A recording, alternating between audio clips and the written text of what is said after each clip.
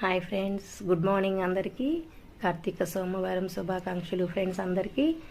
ఈరోజైతే నేను 3:30 కల్లా లేచాను ఫ్రెండ్స్. ఎంత ఎర్లీగా పూజ చేసేసుకొని టెంపుల్కి వెళ్ళాలి అని ఫిక్స్ అయిపోయాను. ఈరోజు ప్రతి సోమవారం లేట్ అవుతుంది కొంచెం, అందువలన ఈరోజు కొంచెం ఎర్లీగా లేచాను. లేగడంతోనే ఇంకా ముగ్గులు వేసేసుకున్నాను ప్లీజ్. ఇంకా తులసమ్మ దగ్గర రెడీ చేసుకున్నాను. సేవయ్యను కూడా తీసుకొచ్చి ఇవాళ అయితే తులసమ్మ దగ్గర పెట్టేసుకున్నాను. ఎప్పుడు ఇంట్లో చేసుకుంటాను. ఇది లాస్ట్ సోమవారం కాబట్టి నేను అక్కడ తులసమ్మ దగ్గరే పెట్టేసుకొని పూజ చేసుకున్నాను ఫ్రెండ్స్. అయితే అనుకుంటాను ఎర్లీగా లేసి త్వరగా కంప్లీట్ చేసేసుకొని తెల్లారేలోపు నేను గుడికి వెళ్ళి రావాలి అనుకుంటాను. అది అవ్వట్లేదు ఫ్రెండ్స్. ఎందుకంటే నేను నా పూజ అయ్యేటప్పటికే నాకు 5:30 అట్లా అయిపోతుంది. ఎంత ఎర్లీగా లేచినా ఆ టైం అవుతూనే ఉంటుంది. ఎందుకంటే ఇది 4వ సోమవారం ఫ్రెండ్స్. అందరూ బాగా చేసుకోండి. ఇదే లాస్ట్ సోమవారం. ఇంకా మనకి కార్తీక మాసంలో చేసిన పుణ్యము మనము సంవత్సరం మొత్తము మనకి వర్తిస్తుంది అంటారు.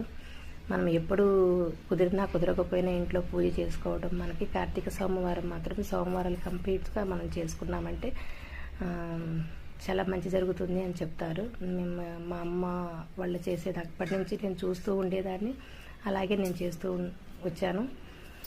నాకైతే చాలా కార్తీక మాసం ఎప్పుడు వస్తుంది ఏంటి అని అని ఎదురు చూస్తూ ఉంటాను. వచ్చినప్పుడు మాత్రం కంపల్సరీ కొంచెం నిష్టగానే చేసుకుంటాను. ఎందుకంటే ప్రతి మహిళకి ఈ కార్తీక సోమవారం అనేది చాలా ముఖ్యము.